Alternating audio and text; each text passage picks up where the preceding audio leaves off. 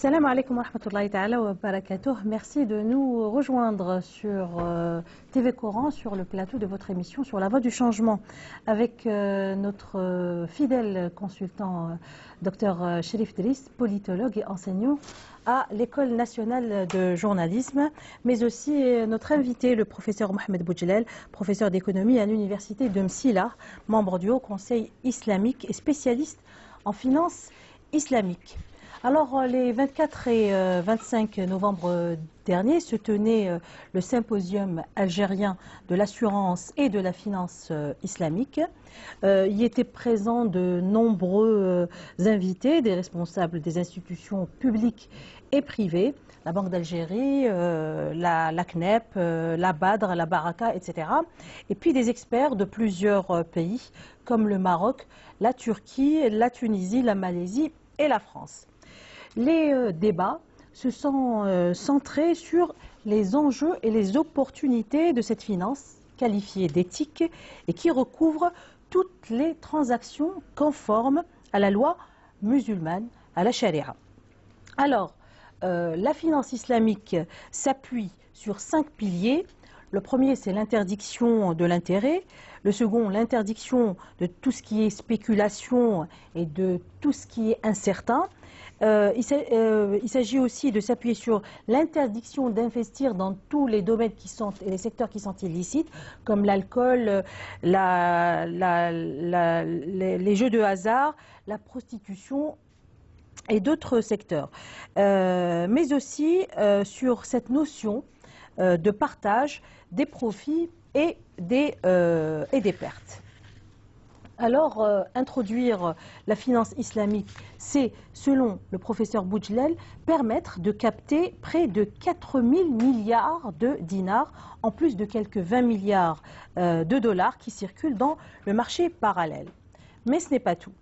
Pourtant, et malgré certaines initiatives de la Banque d'Algérie et du ministère des Finances, la commercialisation des produits et des services islamiques titube. Alors pourquoi? Où est-ce que ça bloque? On essaiera de voir ça au cours de cette émission, mais je vous laisse savoir avec ces quelques extraits du symposium d'Alger.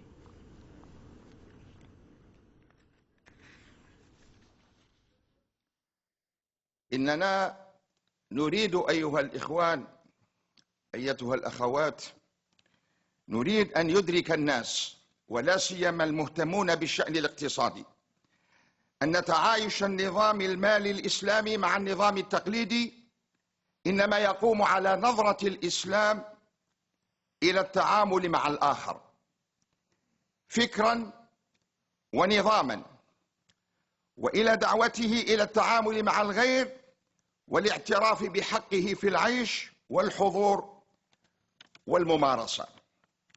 فالمصارف الإسلامية تشترك مع البنوك التقليدية في كثير من المنتجات والعمليات المصرفية وتتميز بالتعامل وفقا لأحكام الشريعة الإسلامية، وكما أشرت هي أيضا من خصوصيتها أنها تخضع للرقابة الشرعية كما تخضع للرقابة المصرفية.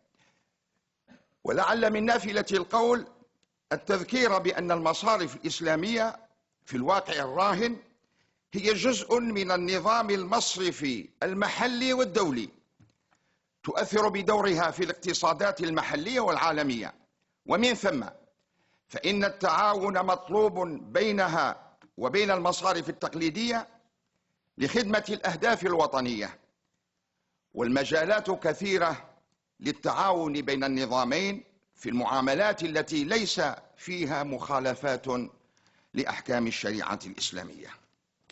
إذا كان مشروع النظام الجديد قد يسمح للبنوك والمؤسسات بتسويق منتجات التمويل التشاركي، فإنه لا يمكنه بعد بالقيام بجميع العمليات البنكية التشاركية. على سبيل المثال الحصر عمليات السوق المفتوحة وعمليات السوق ما بين البنوك.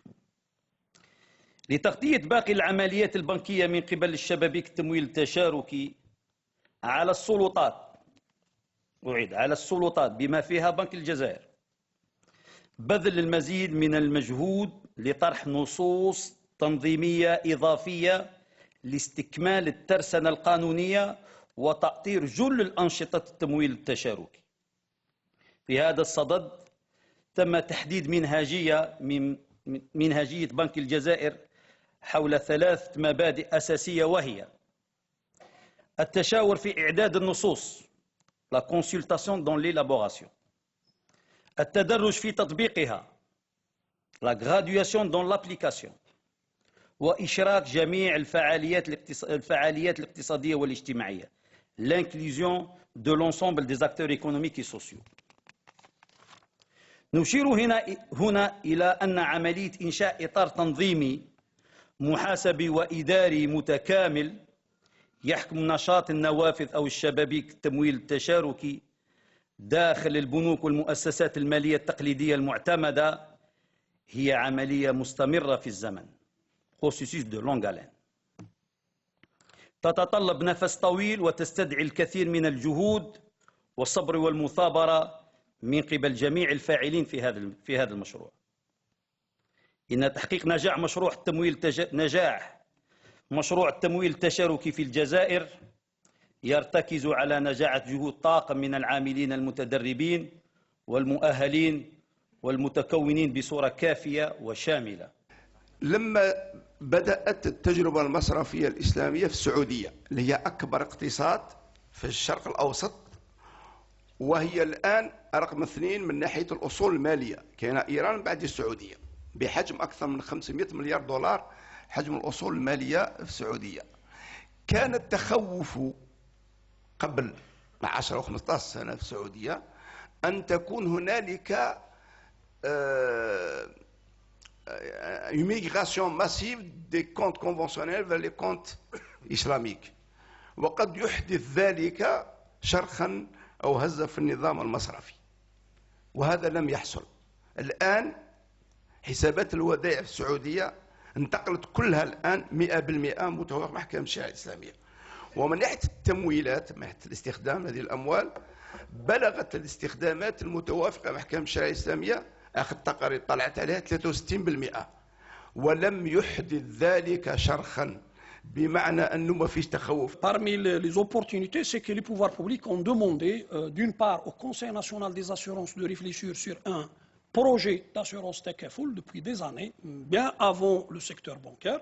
Donc nous avons essayé d'arrêter les grands principes et d'éviter d'aller dans les détails. Pour ne pas trancher les questions du détail, nous avons préféré laisser ça au régulateur qui aura les outils juridiques pour modifier rapidement et comme il se doit les autres aspects. Donc ça c'était un principe du groupe de travail. Nous avons essayé aussi, nous avons opté pour la libération des initiatives. Ça ne sert à rien de prendre position pour ou contre les Windows. Nous avons décidé de laisser les choses et après le marché va se réguler de lui-même. Donc nous avons opté pour laisser la création de sociétés d'assurance Takaful spécialisées et la possibilité que les autres sociétés d'assurance classiques d'ouvrir des fenêtres Takaful. La même chose, nous avons arrêté, adopté le principe qu'il y ait un conseil national qui se charge du contrôle de la conformité Sharia pour éviter les dérapages vécus dans d'autres expériences où chaque société se permet d'avoir un conseil Sharia avec tous les risques de débordement qu'il y a. Donc, avoir un conseil national, c'est lui l'autorité suprême et en dernier ressort est une bonne solution. Nous avons ajouté plus que ça, tous les membres du Sharia Board des différentes compagnies d'assurance, différentes institutions, doivent être agréés préalablement par ce conseil-là afin qu'ils s'assurent qu'ils ont la compétence technique et la compétence shariatique pour pouvoir apprécier, pour éviter aussi que n'importe qui peut devenir un Sharia Board pour apprécier ces opérations. Si on parle de la finance islamique, il faut dire que l'un des premiers produits qui ont été mis en place en Algérie, si la bourse existe à partir de 1997, c'est bien au niveau de la bourse, puisque le marché des actions, ou le marché des titres de capital, Souq al-Ashum, il épouse parfaitement en fait les préceptes de la charia, notamment les 3 P chers à la finance islamique, qui est celle du partage des profits et des pertes. Donc sur cette base-là, le marché des actions au niveau de la bourse d'Alger est tout à fait conforme à ce qui est préconisé par la finance islamique dans ce domaine-là. Seulement, nous avons aussi un autre marché qui est le marché des obligations, donc le marché de l'endettement. Mais sur ce marché-là, nous avons uniquement des obligations. Donc, senadet, maqrouna bi fawaid. Donc, qui sont des obligations qui sont adossées à des intérêts. Alors, nous, on ne voudrait pas placer déjà le débat dans une espèce de confrontation entre la finance classique et la finance participative ou islamique. Nous croyons que du point de vue de l'inclusion financière, qui est chère à nos dirigeants, et la Banque d'Algérie est très active sur cette partie, donc partant de ce principe d'inclusion financière, nous pensons que tout Algérienne et Algérien a le droit d'avoir un accès à des financements, à des services bancaires ou à des services financiers, quelles que soient ses capacités, quelle que soit sa croyance, quels que soient ses moyens, mais également quelle que soit sa situation géographique. Donc si on arrivait à mettre sur le marché des soukouks institutionnels, donc des soukouks souverains pour l'État et pour les collectivités territoriales, eh bien, le développement de l'économie nationale passe par le développement local. Ce n'est pas quelque chose qui est... on ne va pas revenir là-dessus. Donc on est bien convaincu sur ça. Reste maintenant un élément important. S'il y a le règlement de la Banque d'Algérie qui autorise les banques à ouvrir des guichets ou des Islamic Windows, la Banque d'Algérie n'est pas l'autorité de la Bourse d'Alger. Nous avons notre propre autorité qui est la COSOB, mais actuellement nous ne pouvons pas émettre de soukouk parce que la législation, notamment le Code de commerce, ne les reconnaît pas en tant que tels.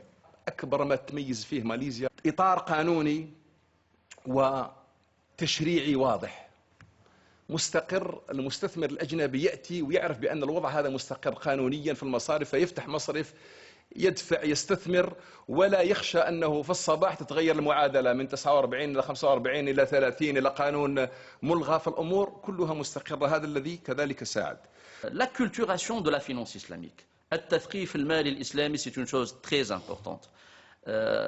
شعوبنا عندها دائما شك من كل شيء. لو تأتي لأحد وتقول له الماء هذا أو l'eau minérale هذه c'est 0% nitrate. Il va avoir des doutes. Il va dire que c'est pas vrai, ils sont en train ils mentent par rapport à ça. Que dire lorsqu'il s'agit de finance islamique? Vous allez lui dire ça, c'est un produit qui est conforme à la charia, ça a été validé, ben il va pas être certain de cette conformité. Un autre défi, c'est de traiter la finance islamique comme une discipline à part entière, loin du cadre idéologique et politique. Ça, c'est une chose très importante. La finance islamique n'appartient à personne. Ce n'est pas un courant politique bien déterminé. C'est une finance. Actuellement, on voit des pays non musulmans, tels que Hong Kong, tels que l'Afrique du Sud, tels que des pays africains, mais quand même tels que la Grande-Bretagne, bien sûr, avec plusieurs banques islamiques. Voilà, donc c'était Majid Rassalah qu'on aura tout à l'heure au téléphone depuis la Tunisie. Professeur Boudjelal, on a entendu beaucoup de défis à relever pour justement pouvoir installer cette finance islamique. Ma première question, c'est que on a déjà entendu le gouverneur de la Banque d'Algérie affirmer que tout est fin prêt pour que la finance islamique soit adoptée concrètement et véritablement en Algérie. Sauf qu'on ne comprend pas pourquoi tant de lenteur dans l'introduction des produits bancaires qui portent donc le label islamique, soit pour le grand public ou alors pour financiariser l'économie. Surtout lorsqu'on sait que le rapport de loi de cette année souligne que les actifs bancaires islamiques pourraient atteindre jusqu'à fin décembre dans les 3 400 milliards de dollars américains. La finance islamique en tant qu'industrie en Algérie, elle a pris son chemin depuis 1991, depuis la création de la Banque Al Baraka, suivie de la création de Banque Salam en 2008. Cependant, ces deux banques opéraient dans le cadre de la loi sur la monnaie et le crédit de 1991, amendée en 2003. Mais toujours est-il que cette loi ne prévoit pas clairement la création de banques islamiques. C'est pourquoi il fallait rattraper ce retard et le gouvernement a décidé, a déclaré en 2016 que l'Algérie elle va travailler sur ce chantier en proposant, en élaborant une loi beaucoup plus élaborée par rapport aux activités bancaires islamiques. Donc, au niveau du Haut Conseil islamique, nous avons fait nos propositions d'amendement de quelques articles de la loi sur la monnaie et le crédit, notamment l'article 67, 68 et 73. Bon, la Banque centrale ont vu autrement. Ils ont préféré laisser la loi sur la monnaie et le crédit telle qu'elle est et ils ont préféré proposer la publication d'un règlement spécifique à la finance islamique qu'on attend toujours. De toute façon, comme vous venez de le souligner dans votre introduction, nous nous félicitons que la Banque centrale a participé durant les 2 jours, le 24 et 24 novembre, du symposium SAFI 2018. Le directeur de la réglementation et du crédit au niveau de la Banque centrale, il a pris la parole. C'était la première conférence d'ailleurs, et il a bien parlé en disant que c'est un grand chantier, que toutes les parties prenantes doivent s'y mettre pour réussir ce projet. C'est bien, il a bien dit, il a parlé de ces 3 principes soulevés par la Banque centrale, qui est la consultation, la graduation et l'inclusion de tous les acteurs. Nous nous félicitons évidemment de cette participation de la Banque centrale, même le vice-gouverneur y a assisté. Cependant, évidemment, tous les acteurs attendent la publication de ce règlement spécifique à la finance islamique. Quand il y a une loi et qu'à côté il y a un règlement spécifique, est-ce que ça ne va pas défavoriser en fait les banques islamiques par rapport aux banques conventionnelles? Est-ce qu'il n'y aura pas une sorte de... Non, non. Le système dualiste, il existe dans plusieurs pays dans le monde. C'est-à-dire la pratique bancaire islamique, elle existe dans plusieurs pays qui ne sont pas totalement islamisés, à l'exception de l'Iran et du Soudan. Les autres pays connaissent tous un système dualiste où les banques conventionnelles opèrent côte à côte avec les banques islamiques. Cependant, la spécificité de la banque islamique nécessite qu'il y ait certaines dispositions d'ordre législatif et même d'ordre réglementaire et d'ordre aussi chariatique. Pourquoi justement ne pas aller plus loin justement dans la révision des textes et des instructions fiscales pour justement favoriser cette installation au lieu de faire une petite avancée par là. Voilà, peut-être que la Banque centrale... c'est comme si on marchait sur des œufs. Et qu'est-ce que vous voulez? Bon, on parle de graduation, je ne sais pas. De toute façon, moi en tant que spécialiste... C'est important la graduation. Oui, c'est important.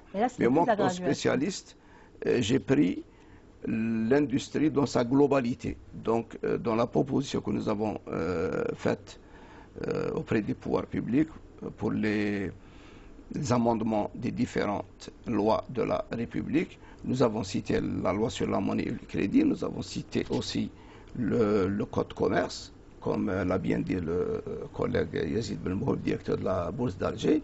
Il a bien cité, il a bien montré dans sa présentation que la Bourse d'Alger ne peut pas émettre de sukuk, donc il n'y a pas un amendement de la loi du code commerce. Donc tous ces aspects, on les a étudiés au niveau du ACI. Le ACI, il a fait un très bon travail.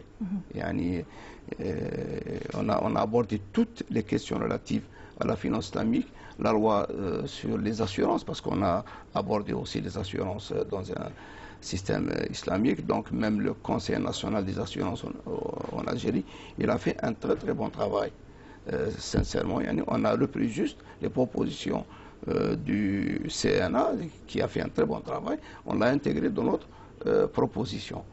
aussi comme vous le dites, pour qu'il n'y ait pas de faveur des banques conventionnelles par rapport aux banques islamiques, il faut cette neutralité fiscale. Donc au niveau de la loi des finances, il faut introduire un paragraphe qui assure la neutralité fiscale. Et nous avons proposé, nous avons fait cette proposition au niveau de la PN. Nous avons même touché le président de la commission des finances.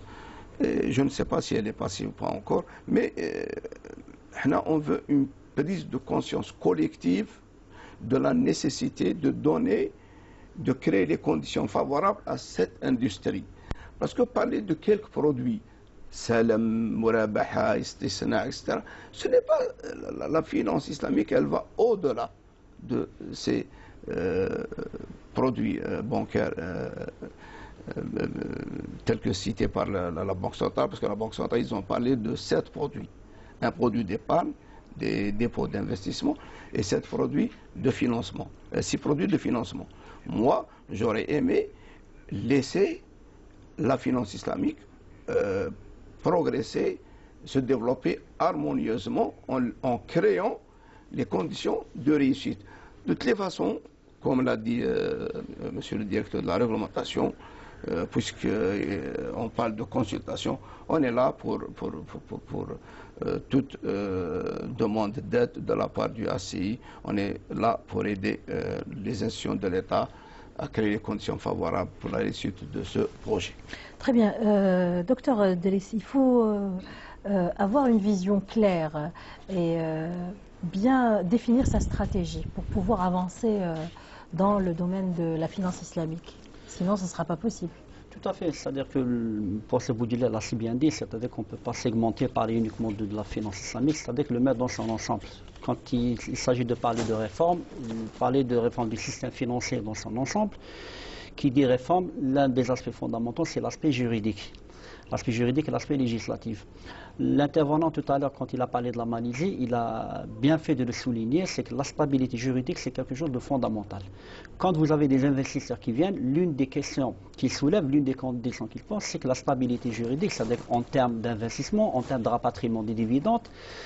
Donc, ce qui nous amène à penser que quand on pense, on réfléchit sérieusement à installer ce produit qui est très important, je dirais même une industrie, c'est-à-dire qu'il faut penser dans sa globalité, c'est-à-dire des réformes économiques en profondeur, des réformes financières, et cela fait partie d'une politique de l'État, une stratégie à long terme. Certains pays qui l'ont installé, c'est-à-dire qu'on procédé de cette manière, c'est-à-dire qu'il ne s'agit pas de dire du jour au lendemain, on se réveille tôt le matin, on va dire tiens, voilà, on va faire de la finance islamique, d'autres le font, pourquoi pas nous.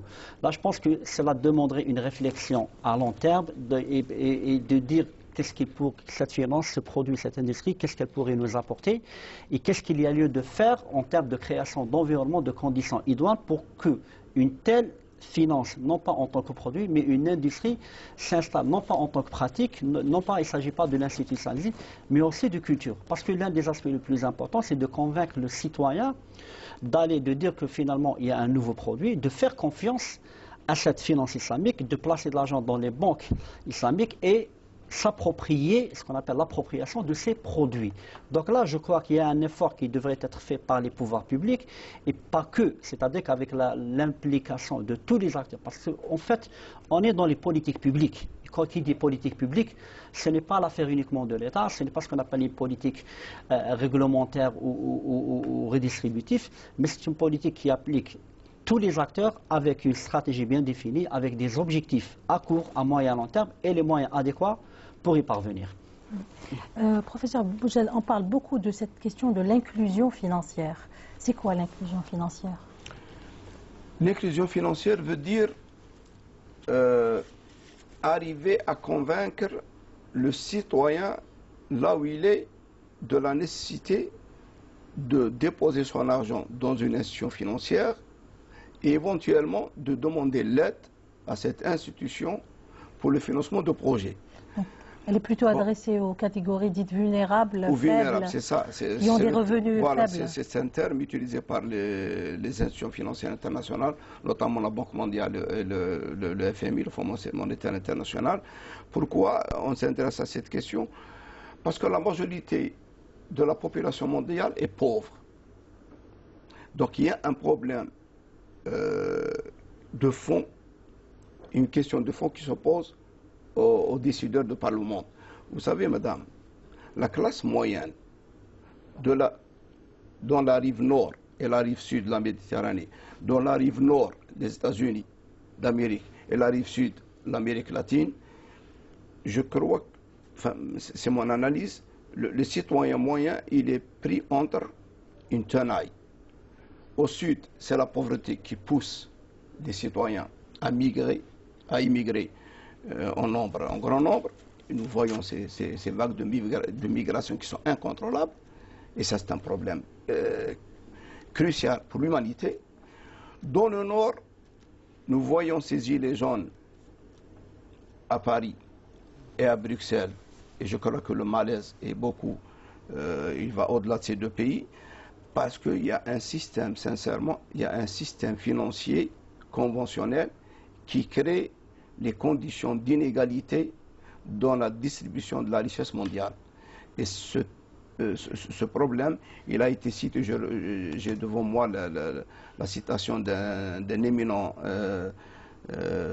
banquier américain qui dit que le problème que pose le système financier, il dit la chose suivante, conventionnelle: je ne crois pas que l'instabilité financière soit née d'une mauvaise gestion ou d'une mauvaise réglementation. Elle est inhérente à la nature même du système financier que nous avons mis en place et semblons aimer. Donc c'est la toile de fond du problème de la finance conventionnelle. Les riches s'enrichissent davantage, les pauvres s'appauvrissent davantage, et la seule cause, comme je l'ai toujours dit dans les plateaux de télé et dans mes écrits, c'est le problème du compteur. Le compteur infernal qui ne s'arrête pas. Le financier donne de l'argent et il commence à compter ses revenus. Par contre, le pourvoyeur du travail, le travailleur, il ne sait pas, il est confronté seul aux aléas de la perte et du profit. Et ça pose un problème de fond. C'est pourquoi la finance islamique, elle est venue à un moment où le monde cherchait une solution à ce problème. Et je crois que la solution, la finance islamique, elle est porteuse de réponses à ces questions qui ont irrité la pensée des économistes depuis des siècles. Mais comment la finance islamique pourra justement mettre fin à ces disparités? Par quel moyen? Voilà, elle met fin à ces disparités par les principes auxquels elle adhère.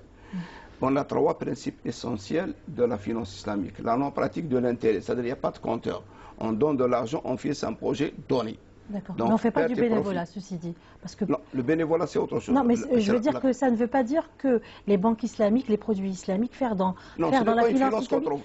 Voilà, non, la finance philanthropique, moi, ce n'est pas de la finance philanthropique. C'est la zakat et le waqf. Souvent, lorsqu'on parle avec justement les gens, on a l'impression qu'ils croient que lorsqu'on dit finance islamique, ça veut dire qu'il n'y a pas de profit. Finance gratuite. Voilà. Non. La finance islamique, c'est une finance de marché, mais seulement la philosophie de la finance islamique, elle est complètement différente de la philosophie de la finance conventionnelle. C'est-à-dire que dans la finance islamique, chaque opération de financement est intimement liée et adossée à un actif réel, une opération réelle. D'ailleurs, le système conventionnel, le problème avec le système conventionnel, c'est quoi? C'est cette dichotomie entre l'économie réelle et l'économie financière. Et c'est pourquoi que maintenant, les moyens de paiement, c'est-à-dire le moyen de paiement créé ex nihilo, comme je l'ai dit, par la mécanique du compteur, sont beaucoup plus grands par rapport à l'économie réelle. Et ça crée ce dysfonctionnement. L'économie islamique, je reviens aux trois principes essentiels que moi je trouve intéressant de les citer ici, de rappeler ici. Donc la non-pratique de l'intérêt, l'interdiction de la spéculation à découvert. C'est ce qui se passe dans les marchés financiers. Hasardeuse, oui. Et le troisième principe, c'est l'interdiction de ce qu'on appelle la titrisation des créances ou bien la vente de produits toxiques. comme l'a dit le collègue Chérif Driss, l'a mentionné, les produits toxiques maintenant, ils posent un problème au niveau des marchés financiers. Et même, il y a beaucoup d'États de par le monde qui ont essayé de cadrer cette industrie de produits, comme ils disent, produits dérivés, mais finalement, au moins, c'est la vente de dettes qui a été interdite par le prophète sallam, et c'est un miracle de la sunna du prophète sallam depuis 14 siècles, lorsqu'il a interdit bay' al-kali bil-kali, c'est-à-dire la vente des dettes par les dettes. Et ça, vraiment, on a senti l'intérêt qui va étrangler encore plus après la crise financière de 2008, la crise de subprime. Oui, absolument. Voilà. Si vous permettez, pour aborder dans le sens de Boudjel, c'est qu'actuellement, nous avons une financiarisation de l'économie mondiale. C'est-à-dire que les marchés financiers, soit les banques ou les institutions financières, ou même les fonds privés et tout, sont en train de dominer la sphère réelle, à savoir l'industrie, les services, l'agriculture et tout, à telle enseigne qu'actuellement, c'est que c'est le financier qui détermine le cheminement, ce qu'on appelle du processus économique, en amont et en aval. Ce qui s'est passé en 2008, justement, c'est que cette évolution de cette financiarisation est arrivée à un stade où l'un des avatars, c'est la vente des dettes. Ce qui a provoqué la crise du ce qu'on appelle la bulle spéculative, c'est-à-dire qu'un prêt, quelqu'un qui achète aux États-Unis, qui achète une maison qui fait $300,000, les émoluments, lui et son épouse ne dépassent pas les $4,000. Le type, il commence avec, on va dire, des traites à $1,500. Il se retrouve du jour au lendemain à payer des traites à $4,500. Et on lui dit à la fin que finalement, c'est que votre dette a été vendue. Donc vous devez de l'argent. Non, c'est la pyramide qui a fait que du jour au lendemain, des centaines de milliers d'Américains se sont retrouvés sans rien du tout. Sans faillite. Ce qui a posé 000 Américains sont tout à fait sans faillite, ce qui a posé un problème au-delà de la pratique, un problème d'éthique. D'où certains ont parlé, pourquoi justement ne pas parler de ce qu'on appelle d'une moralisation de la pratique financière et de recourir au principe de la charia et de la finance islamique. Est apparue clairement donc la solution de la finance islamique. Nous avons avec nous Azzdine Ghlamla. Salam alaikum. Vous êtes fondateur de SAFI, cabinet de conseil français spécialiste de la distribution et de la conception de solutions Takaful et finance islamique. Vous conseillez également des institutions et des organisations qui s'intéressent à ce type de finance. Alors, il y a certaines voix qui crient que la finance islamique pourrait être un frein aux investissements étrangers et aux différentes transactions. Qu'en dites-vous ? Vous, justement, qui négociez avec des organisations qui s'intéressent justement à la finance islamique. Alors, je vous entends très bien. Vous avez dit que la finance islamique pourrait constituer un frein ou un accélérateur aux investissements étrangers.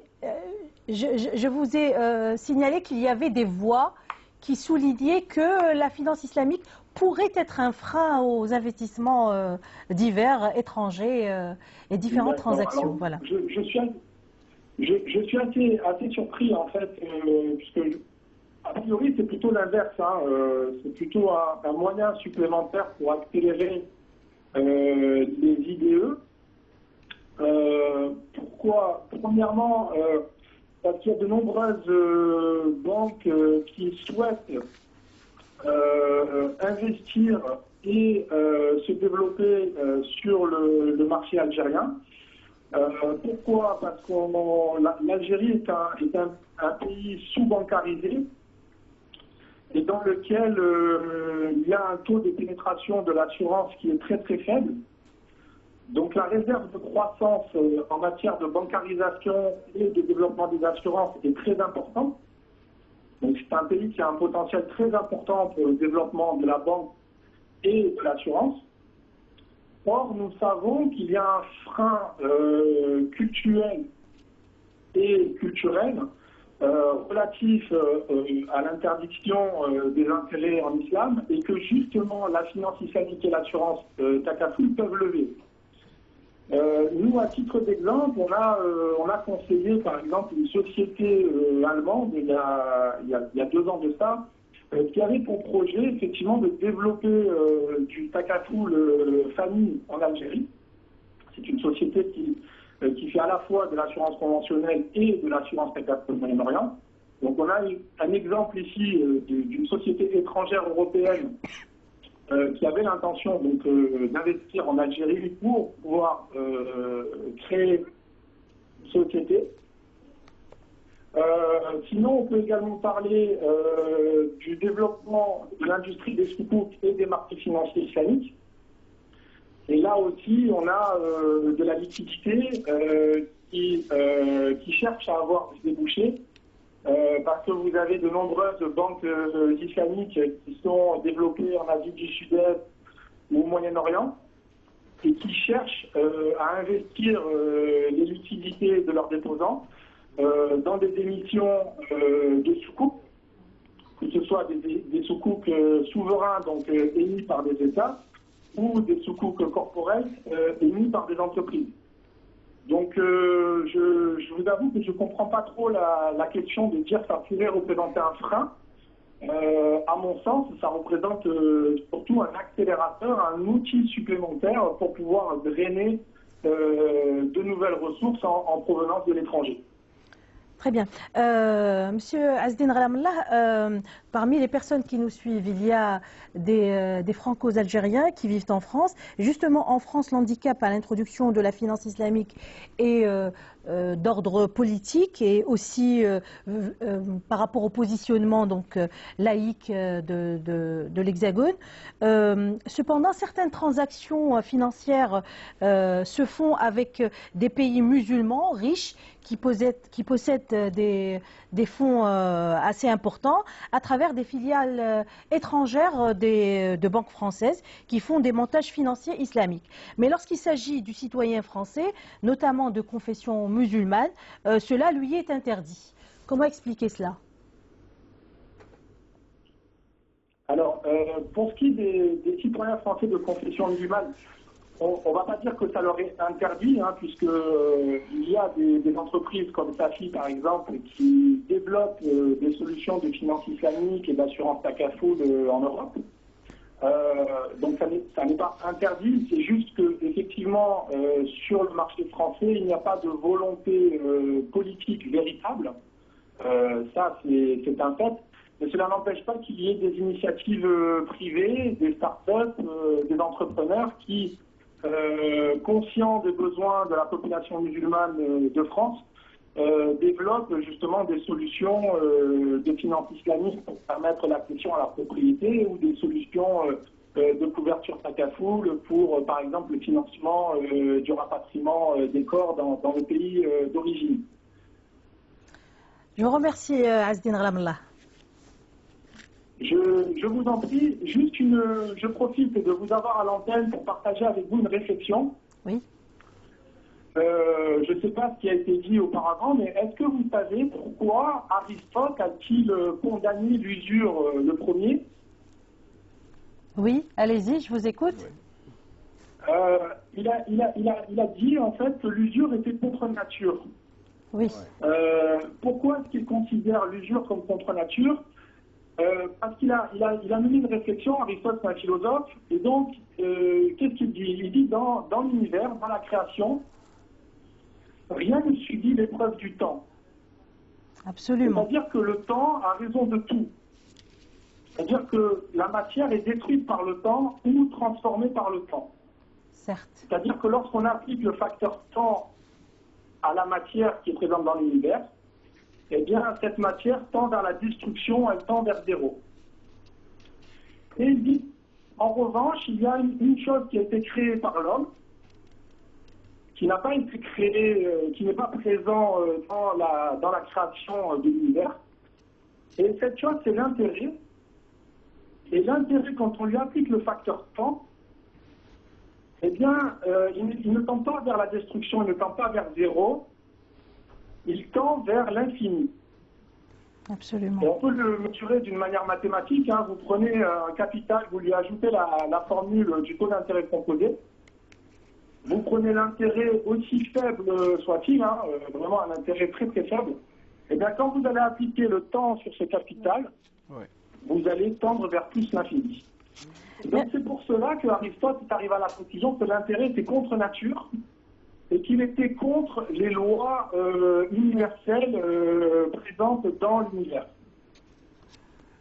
Merci Azdine Glamla pour cette note philosophique. Il y a aussi un hadith Qudusi où Allah subhanahu wa ta'ala dit que le temps, c'est lui le temps. Celui qui insulte le temps, l'insultez-lui. Donc la maîtrise du temps n'est qu'à Allah subhanahu wa ta'ala.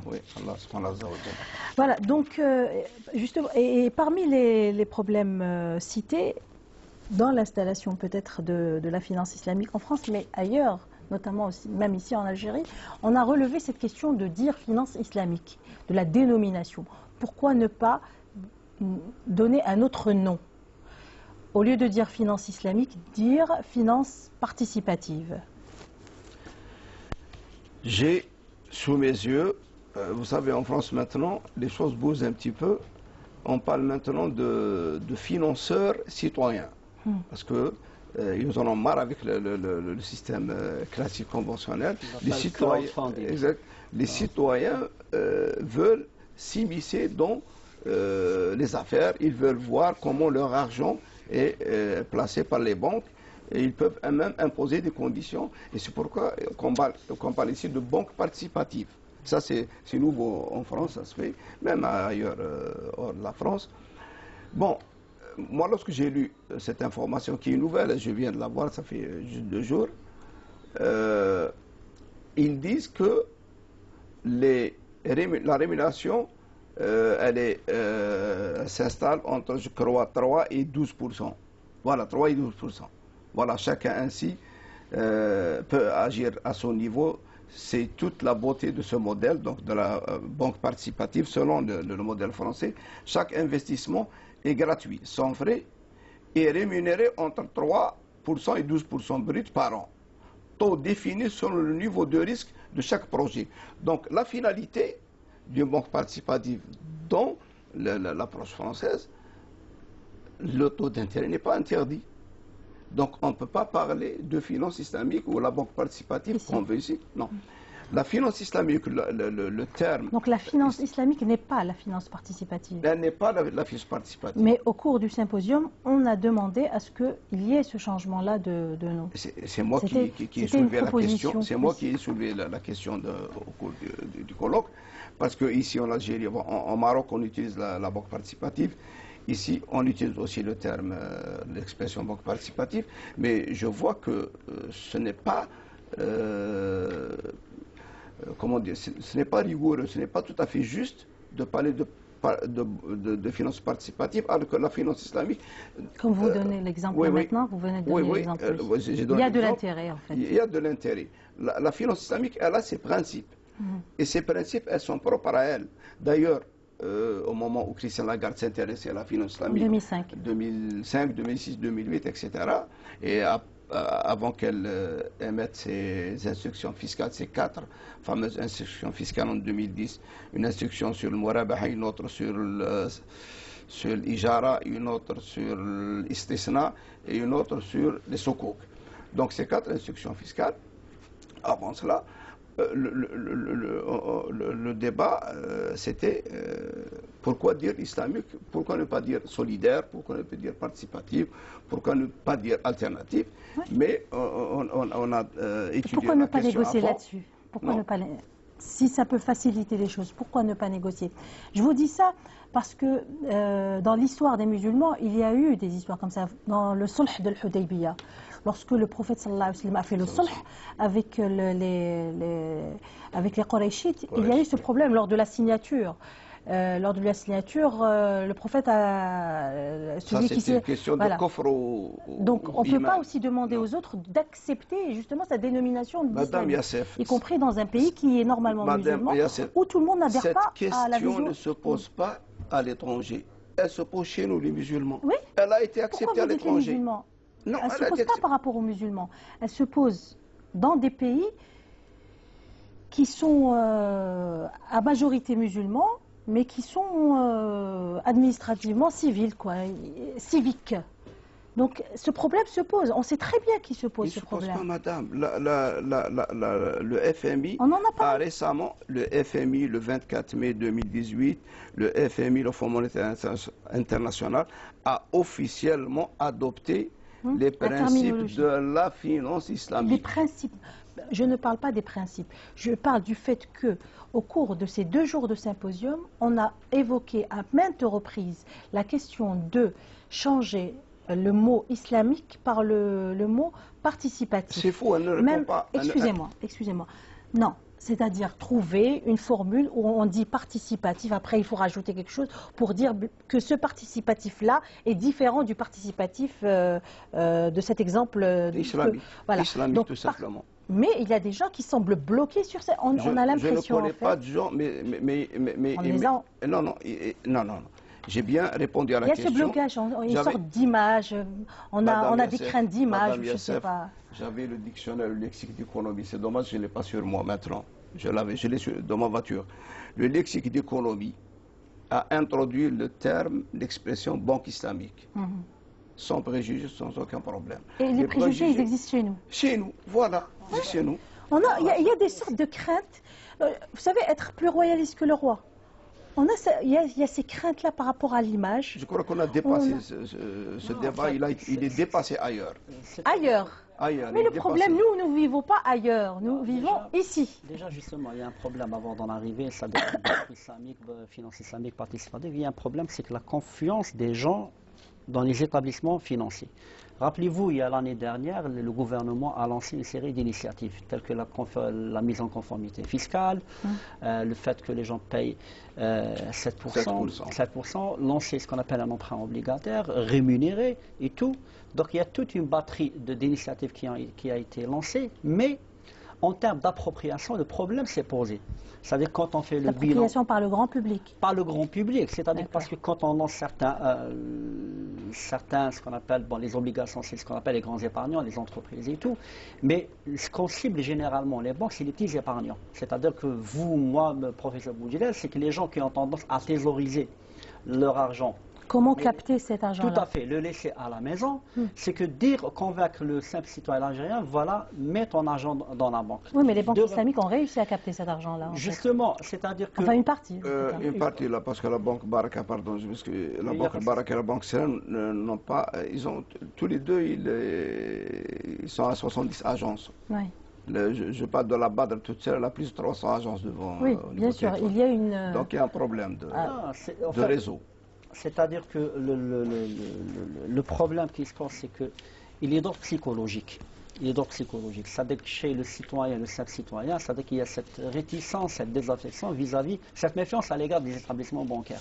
Bon, il est vrai qu'historiquement, l'État, c'est-à-dire qu'il n'a pas encouragé la bancarisation. À un moment donné, le simple citoyen n'avait pas le droit d'ouvrir un compte bancaire. C'était plus des comptes commerciaux. Là, quand on a ouvert les vannes, on a simplifié les procédures, on encourage les gens d'aller ouvrir des comptes. C'est que les gens, même pour un compte dans une banque islamique, ils sont réticents. C'est-à-dire qu'il y a un problème d'image, un problème de perception, c'est plus de l'affect, du psychologique. C'est que là, peut-être l'un des enjeux, l'un des objectifs de la finance islamique, c'est de convaincre les gens comment s'approprier, c'est-à-dire un tel précepte, une telle pratique, un tel concept, parce que le vrai gisement, je ne parle pas des grands épargnants, le vrai gisement, il est là, M. Boudjilel l'a si bien dit, c'est qu'il y a de l'ordre de 40 milliards de dollars chez les épargnants, et c'est là qu'il faut convaincre, c'est-à-dire le message doit s'adresser à cette catégorie qui représente la majorité, de le dire finalement que d'un problème de changement de perception, changement d'image, travailler sur l'image. Ça c'est fondamental, c'est très important. Première des choses, c'est d'aller déposer votre argent dans les banques. Première étape. Deuxième étape, de dire que finalement, si vous ne voulez pas le système conventionnel, il y a un système alternatif. C'est-à-dire pour des raisons en rapport avec les convictions religieuses, il y a les produits le libre choix. Le libre choix. Instaurer le libre choix. Là, je crois qu'il faudrait encourager parce que... Mais il n'y a pas justement, il n'y a pas le libre choix. Le choix est plutôt vers les banques conventionnelles, pas vers les banques islamiques. Non, mais tout le problème est là. Madame, en tout cas pour l'instant. Si ce règlement sera publié le plus tôt possible, bon, on parle, bon, peut-être que ce sera avant 2019, si vraiment c'est le cas, les banques publiques qui s'accaparent 87% du marché bancaire. Oui. Donc un réseau de banques dense, on a près de 1000 agences, toutes banques confondues à travers le territoire national. Là, on pourra vraiment parler d'inclusion financière. Là, le citoyen, n'importe où, dans n'importe quelle daïra, dans n'importe quelle ville d'Algérie où il est, il a devant lui une banque qui pratique les produits bancaires islamiques. Là, évidemment, il a le choix. Il peut même ne pas en fait changer de banque, rester dans sa banque et basculer vers la fenêtre islamique à condition qu'en matière de réglementation et de fiscalité, ça soit équitable. Parce qu'après, s'il va payer plus, ça va, je veux dire, ça va être un frein. Hein, s'il va payer plus, il va basculer du côté de la finance islamique. Il faut que la loi... La question du coût, on ne peut pas la connaître jusqu'à présent, donc on n'a pas lu le règlement. Mais on connaît pas mal de gens qui disent que peu importe le coût, moi je choisis le halal. Oui. Donc, comme l'a dit un collègue en France, il dit c'est le prix, the price of being Muslim, le prix d'être musulman. Donc, mais, Inch'Allah, avec le temps, vous savez, chaque chose elle a ses débuts. Les banques publiques en Algérie, elles vont lancer ces produits. Donc, on va voir, on va les... comment dirais-je, on va les accompagner, Inch'Allah. Et d'ailleurs, moi, personnellement, je suis en contact avec plusieurs DG de banques ici en Algérie. On va les aider à justement donner une bonne image de ces produits, avec, comme vous le dites, une bonne maîtrise des coûts, afin que le citoyen algérien ne subit pas les frais de son choix. Ah oui, c'est très important. Et en matière de... Parce qu'en relevant justement cette question de faire confiance, il y a essentiellement cette question du référentiel shara'ique. Donc il y a un problème de standardisation du référentiel shara'ique. C'est-à-dire que, supposons que quelqu'un veut acheter un appartement, il va aller à cette banque dite islamique ou dans cette banque conventionnelle qui a une fenêtre islamique, il va leur dire est-ce que c'est halal? Est-ce que je peux acheter avec cette formule-là? Donc il va déjà attendre longtemps parce que ça doit monter d'abord dans le comité Sharia qui va donc étudier son dossier. Cette banque-là va lui dire c'est halal. Il va aller vers une autre banque, ce qui est tout à fait logique. Pourquoi il ne le fera pas? Et on va lui dire non, c'est pas halal. Donc qu'est-ce qu'il va faire ce citoyen lorsqu'il n'y a pas? Il faut qu'il y ait justement... Non, la chose ne se pose pas comme ça. C'est-à-dire qu'au départ, les banques, avant de lancer ces produits dans leur système d'information, avant de commercialiser ces produits de financement, déjà, ils ont leur comité charia qui atteste... Dans chaque banque? De chaque banque, oui. D'accord. Qui atteste de la bonne... conformité de ce produit par rapport aux préceptes de la charia. Et il y a le comité central aussi. Voilà, moi je plaide pour qu'il y ait un comité national. Un comité charia national. C'est la proposition que nous avons faite au niveau du RSI, que nous avons touché la Banque centrale, justement, pour créer ce comité, cet organe central. Pourquoi? Pour ne pas tomber dans des cas de non-conformité d'une banque par rapport à l'autre, et ça va créer une certaine incompréhension de la part des citoyens. Je ne cite pas de pays, un pays du Golfe, il n'a pas pris la question au sérieux, alors ils ont ce problème. Alors il y a des comités charia qui autorisent par exemple le tawarruq, et d'autres ne l'autorisent pas. Et ça crée un problème. Nous, pour éviter toute cette polémique, au départ, nous avons proposé la création d'un organe chariatique central. Mais ça va pas alourdir un peu le traitement des dossiers lorsqu'il y a... Pourquoi ne pas créer des comités dans chaque banque? Dans chaque banque, plus le pour l'homogénéisation. Non, par souci d'homogénéisation, pour qu'il y ait un seul avis. Très bien. Parce que nous avons un principe chariatique qui dit رأي الحاكم يرفع الخلاف. C'est-à-dire, s'il y a par exemple des divergences de vues, la vision ou la décision finale de ce comité chariatique national, elle va vraiment supprimer tous les avis qui diffèrent. Et ça, c'est une manière justement de créer une certaine homogénéité dans les produits islamiques. Très bien. Il restera après la question de la formation des experts et... Bon, la question de la formation, la Banque centrale... scolaire aussi. Oui, en fait. oui, la Banque centrale, d'abord pour ce qui est de la formation du personnel de la banque, alhamdoulilah, l'Institut de formation bancaire, avec la BEF, l'Association des établissements financiers, des banques et établissements financiers, ils ont fait un bon travail. On a déjà commencé, j'ai personnellement encadré la première formation les 16-17 juillet passé au niveau de la BEF. Au niveau de l'Institut de formation bancaire, avec la collaboration de la Banque islamique de développement. Ils ont un institut de recherche de formation, un institut islamique de recherche de formation. Nous avons déjà fait cette première atelier de formation. Il y a eu le deuxième au mois d'octobre et il y aura incessamment le troisième. Ça, c'est un début. Il y a d'autres, les universités sont en train de former. Nous avons même des doctorats en finance et banque islamique. Donc la formation, elle est là. Il y a pas mal maintenant d'instituts privés qui demandent, qui sollicitent nos services pour leur concevoir des programmes de formation. Ça, je n'ai pas de peur pour ça. Parce que finalement, une fois ces produits lancés, ils seront lancés dans le cadre du système d'information des banques. Donc, les gens qu'on va former, ils ont déjà la matière. Eux, qu'est-ce qu'on va leur enseigner? On va leur enseigner évidemment les principes, les fondements de la finance islamique, etc.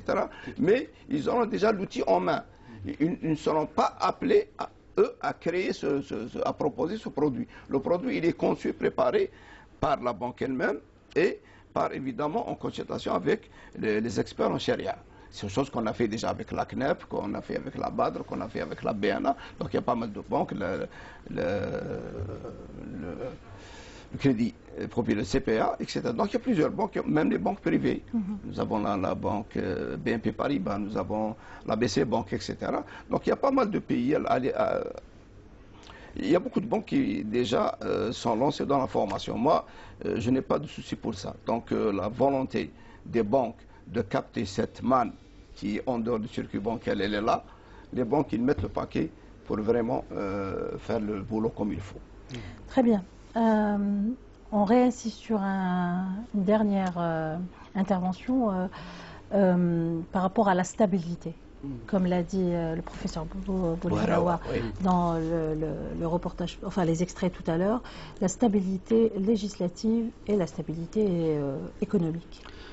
C'est-à-dire que, indéniablement, cette stabilité législative, elle est fondamentale. Je l'ai dit tout à l'heure, c'est qu'actuellement, quand on parle des risques pays, c'est-à-dire qu'on sait des risques politiques, risques sécuritaires, il y a ce qu'on appelle l'aspect macro. Dans l'aspect macro, l'un des aspects qui est exigé, c'est la stabilité juridique. C'est-à-dire que demain, vous avez un investisseur qui décide de venir injecter de son argent. Il va de soi qu'il ne fait pas dans la philanthropie, dans la charité. Il est tout à fait naturel qu'il attende qu'il y ait un retour de dividendes, des dividendes et un retour d'investissement.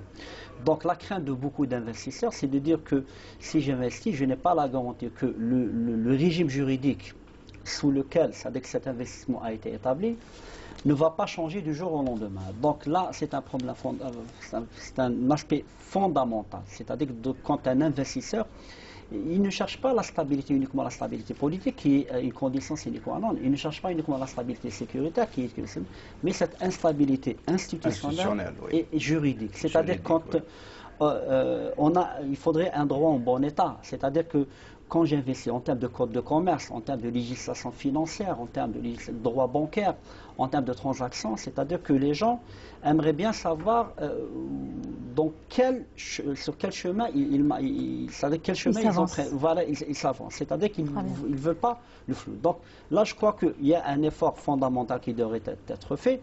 Et ce qu'il faudrait comprendre, que les investisseurs, c'est-à-dire qu'ils ne viennent ici, c'est tout à fait normal que pour faire de l'argent.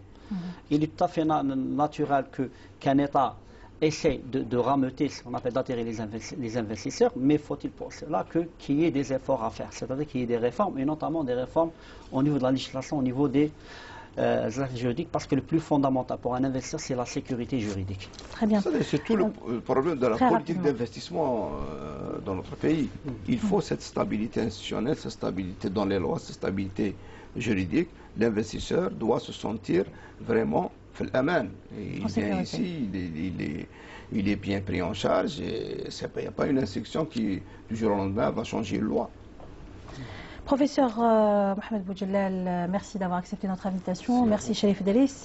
Merci à Boubacar Ayata et à toute l'équipe technique derrière lui qui a réalisé cette émission. On se retrouve mercredi prochain, Inch'Allah. Assalamu alaikum wa rahmatullahi ta'ala wa barakatuh.